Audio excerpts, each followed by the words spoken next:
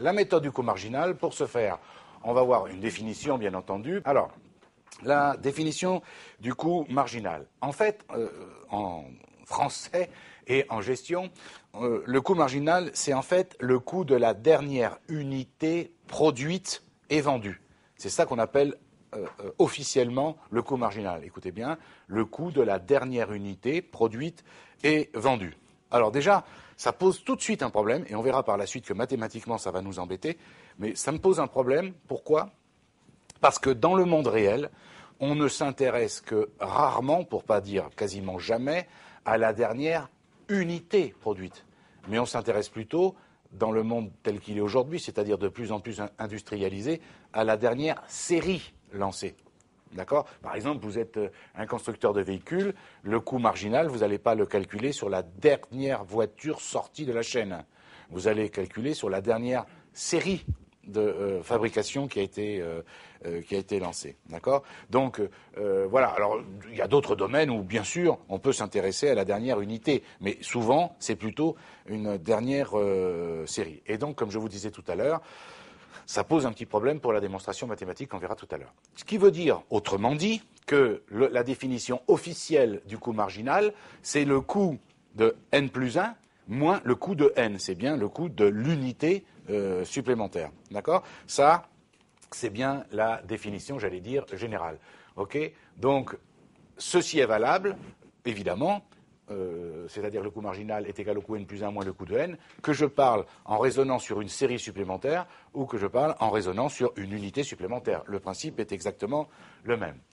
Alors, puisqu'on parle de coût, rappelez-vous la définition que je vous avais donnée à l'époque, un coût, c'est une somme de charges. Donc, quelles sont les charges qui sont incluses dans le coût marginal ? D'accord. Alors, j'espère que vous allez comprendre ça aisément. Dans le coût marginal, il y a forcément des charges variables, par essence, puisque le coût marginal, c'est le coût d'une unité supplémentaire.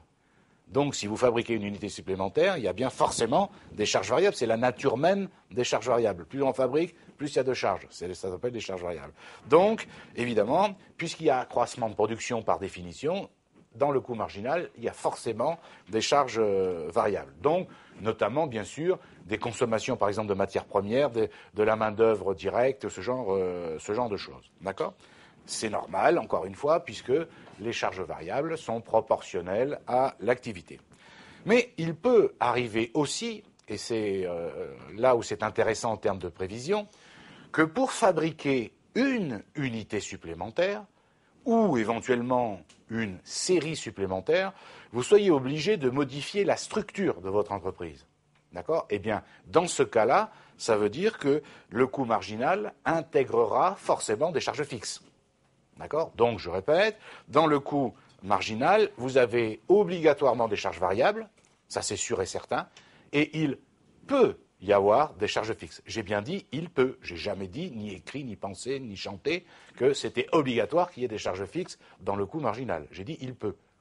Et quand est-ce qu'il peut y avoir des charges fixes, en plus des charges variables, c'est quand vous êtes obligé, pour fabriquer une unité supplémentaire ou une série supplémentaire, de modifier la structure. Par exemple, vous êtes obligé d'agrandir l'usine ou d'acheter des machines supplémentaires. Vous allez avoir des amortissements qui sont bien des charges fixes. On est d'accord ?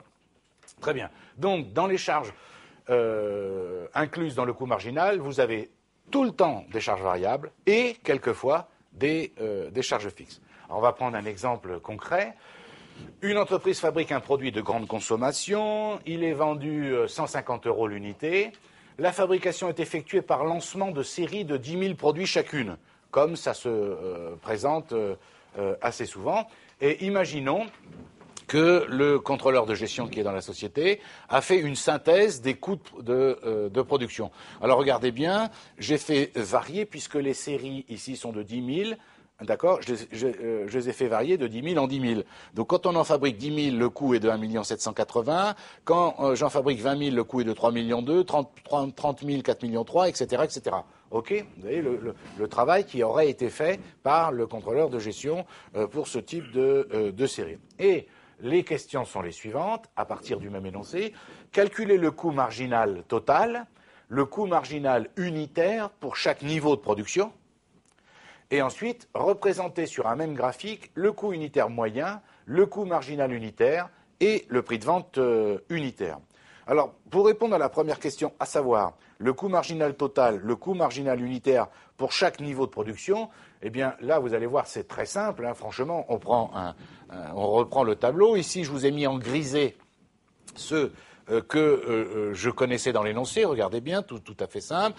La première colonne, les quantités fabriquées que j'ai appelées petit n, donc de 10 000 en 10 000, pas de souci. Le coût total de production que j'ai appelé grand C, je l'ai mis en grisé, ça nous est carrément donné par l'énoncé. D'accord. Qu'est-ce que c'est que le coût unitaire moyen? Regardez bien, le coût unitaire moyen. Le coût unitaire moyen, est-ce que vous êtes d'accord que c'est grand C, le coût total divisé par les quantités fabriquées? Tout simplement, il n'y a pas de difficulté. Par exemple ici, pour une série quand j'en fabrique 10 000, le coût total c'est 1 780 000, donc le coût unitaire moyen c'est 1 780 000 divisé par 10 000, ça fait 178. Si, pour la deuxième ligne, quand j'en fabrique 20 000, le coût de production total c'est 3 millions 2, 3 millions 2 divisé par 20 000, ça fait 160, etc., etc. On est d'accord sur le principe, vous voyez, il n'y a pas de difficulté. Le coût marginal total. Le coût marginal total, je vous rappelle la définition, c'est le coût de n plus 1 moins le coût de n. Si je me mets sur la première ligne, d'accord, le coût marginal, c'est 1 780 000, vous êtes d'accord, moins ce qu'il y avait avant, avant c'était 0. Donc ça veut dire que là, ça fait 1 780 000. Est-ce que tout le monde le comprend? Sur la deuxième ligne, maintenant, comment je trouve le coût marginal de 1 420 000? Je fais ce que je dis ce que je fais. C'est le coût n plus 1, donc le coût de 20 000, 3 millions 2, moins le coût de n, c'est-à-dire pour 10 000 ici, 1 780 000, la différence, ça fait 1 420 000. Aucune difficulté, vous êtes d'accord? Quant au coût marginal unitaire, alors là, je vous l'écris comme ça sera valable tout le temps, pas seulement dans cet exercice, c'est le coût marginal total qu'on vient de calculer, divisé par la variation de n.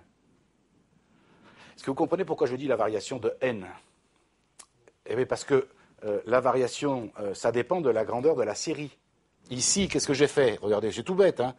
Là, je mets par exemple sur la deuxième ligne 142. Qu'est-ce que c'est 142? C'est le coût marginal total, 1 420 000. D'accord? Ça, c'est bien pour une série supplémentaire. Et je divise par combien? Par 10 000, parce que l'amplitude de la série est de 10 000. Est-ce que vous comprenez ce que je veux dire? Oui, Laura? C'est clair? D'accord. Donc, ça va. Hein, comprenez aussi que si je ne raisonnais pas comme ici, avec des séries, mais avec des unités, en fait, qu'est-ce que ça voudrait dire?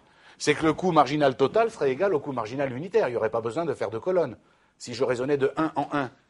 D'accord? Mais le problème, je vous dis, dans la réalité, ceci n'existe quasiment pas.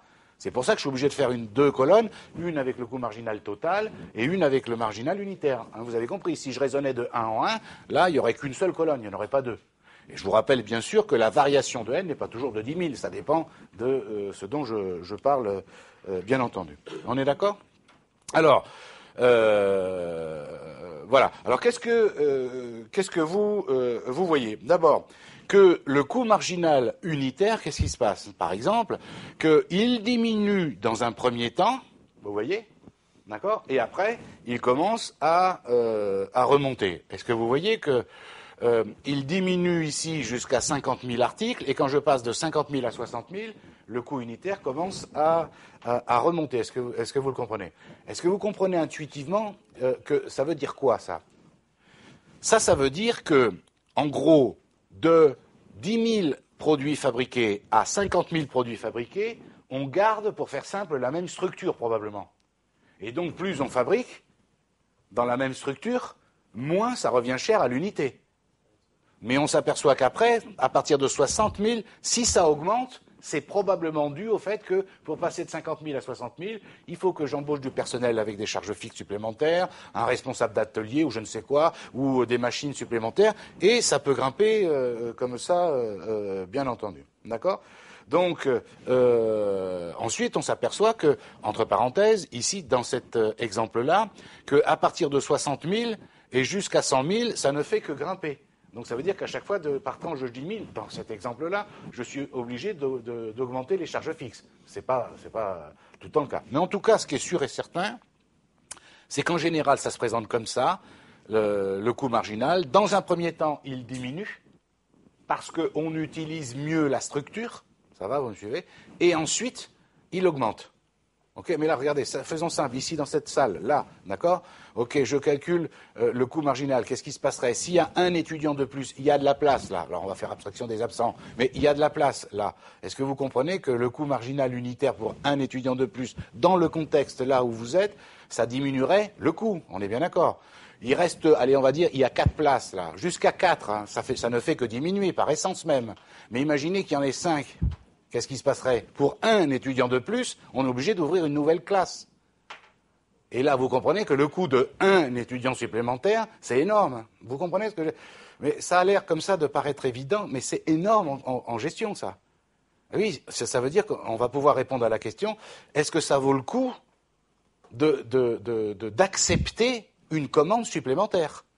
Parce que c'est ça, en fait, qu'il y a derrière tout ça. Hein. C'est pas que pour embêter les étudiants, c'est aussi pour avoir des applications concrètes. Et la réponse est toujours la même. Oui, ça vaudra le coup d'accepter une commande supplémentaire, un étudiant supplémentaire, de lancer une série supplémentaire, si, grâce à la série supplémentaire ou l'unité, tout ce que vous voulez que l'on fabrique, le résultat sera meilleur que si on ne le fait pas. C'est toujours la même réponse. Je veux dire, là, il n'y a pas besoin d'un doctorat de gestion pour comprendre ça. Hein. Je veux dire, il faut le faire d'un point de vue financier si le résultat est plus élevé. Si en le faisant, vous perdez de l'argent, vous allez quand même hésiter à le faire. D'accord? Mais voilà, c'est aussi simple que ça. D'accord? Ensuite, deuxième question, et vous allez comprendre également, deuxième question, c'était présenter graphiquement, sur un même graphique, le coût unitaire moyen, le coût marginal unitaire et le prix de vente unitaire. Alors on verra tout à l'heure les incidences que ça a et la signification notamment des points d'intersection des différentes fonctions entre elles. Donc ici, on voit bien le coût marginal unitaire, vous le voyez ici, d'accord, qui descend dans un premier temps, et puis qui remonte, vous voyez, qui descend pour 50, et après qui n'arrête pas de remonter. Vous avez aussi le coût unitaire moyen, qui lui aussi descend et après remonte. Et dans cet exemple-là, vous avez le prix de vente unitaire qui, quelles que soient les quantités fabriquées en X, d'accord, est constant à 150 euros dans cet exemple-là, d'accord. Donc on en reparlera tout à l'heure de tout ça. Donc ça, vous voyez, pour calculer le coût marginal total unitaire, etc., vous voyez, on peut le présenter sous forme de tableau, tout simplement, comme on vient de le faire. Mais, bien sûr, ce qui m'intéresse surtout, c'est le coût, l'aspect mathématique du coût marginal unitaire. Alors,